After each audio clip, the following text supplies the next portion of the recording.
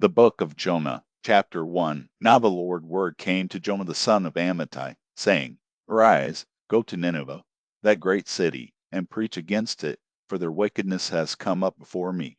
But Jonah rose up to flee to Tarshish from the presence of the Lord. He went down to Joppa, and found a ship going to Tarshish. So he paid its fare, and went down into it, to go with them to Tarshish from the presence of the Lord. But the Lord sent out a great wind on the sea, and there was a mighty storm on the sea, so that the ship was likely to break up. Then the mariners were afraid, and every man cried to his God. They threw the cargo that was in the ship into the sea to lighten the ship. But Jonah had gone down into the innermost parts of the ship, and he was laying down, and was fast asleep. So the shipmaster came to him, and said to him, What do you mean, sleeper? Arise, call on your God. Maybe your God will notice us, so that we won't perish. They all said to each other, Come, let's cast lots, that we may know who is responsible for this evil that is on us. So they cast lots, and the lot fell on Jonah. And they asked him, Tell us, please, for whose cause this evil is on us. What is your occupation? Where do you come from? What is your country? Of what people are you? He said to them, I am a Hebrew, and I fear the Lord, the God of heaven, who has made the sea and the dry land. Then the men were exceedingly afraid, and said to him, What have you done? For the men knew that he was fleeing from the presence of the Lord,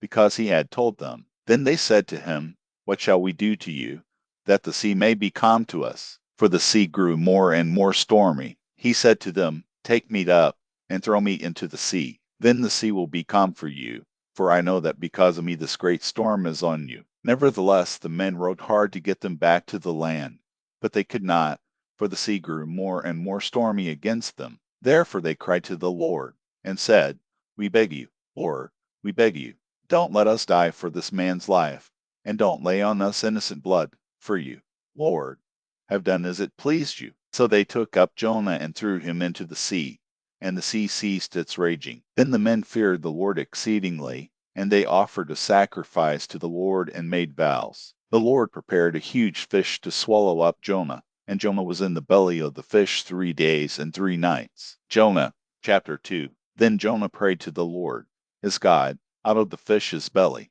He said, I called because of my affliction to the Lord. He answered me. Out of the belly of Sheol I cried. You heard my voice. For you threw me into the depths, in the heart of the seas. The flood was all around me. All your waves and your billows passed over me. I said, I have been banished from your sight, yet I will look again toward your holy temple. The waters surrounded me, even to the soul. The deep was around me. The weeds were wrapped around my head. I went down to the bottoms of the mountains. The earth barred me in forever, yet you have brought my life up from the pit. Lord my God, when my soul fainted within me, I remembered the Lord. My prayer came into you, and to your holy temple. Those who regard vain idols forsake their own mercy. But I will sacrifice to you with the voice of thanksgiving. I will pay that which I have vowed. Salvation belongs to the Lord. Then the Lord spoke to the fish, and it vomited out Jonah on the dry land. Jonah, chapter 3. The Lord's word came to Jonah the second time, saying, Arise, go to Nineveh, that great city, and preach to it the message that I give you. So Jonah arose and went to Nineveh, according to the Lord's word. Now Nineveh was an exceedingly great city, 3 days' journey across. Jonah began to enter into the city a day's journey, and he cried out and said, In 40 days Nineveh will be overthrown. The people of Nineveh believed God, and they proclaimed a fast and put on sackcloth, from their greatest even to their least. The news reached the king of Nineveh, and he arose from his throne,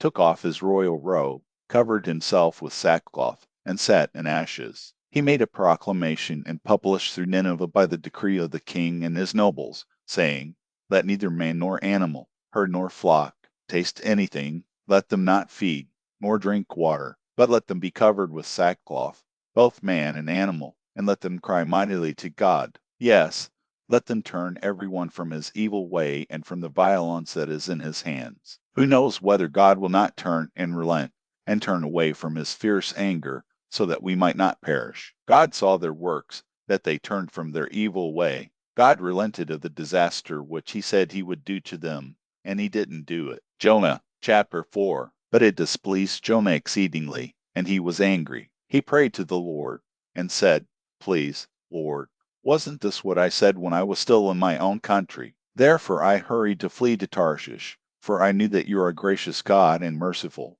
slow to anger, and abundant in loving kindness, and you relent of doing harm. Therefore now, Lord, take, I beg you, my life from me, for it is better for me to die than to live." The Lord said, "Is it right for you to be angry?" Then Jonah went out of the city and sat on the east side of the city, and there made himself a booth and sat under it in the shade, until he might see what would become of the city. The Lord God prepared a vine and made it to come up over Jonah, that it might be a shade over his head to deliver him from his discomfort. So Jonah was exceedingly glad because of the vine. But God prepared a worm at dawn the next day, and it chewed on the vine so that it withered. When the sun arose, God prepared a sultry east wind, and the sun beat on Jonah's head, so that he was faint and requested for himself that he might die. He said, "It is better for me to die than to live." God said to Jonah, "Is it right for you to be angry about the vine?" He said, "I am right to be angry, even to death." The Lord said,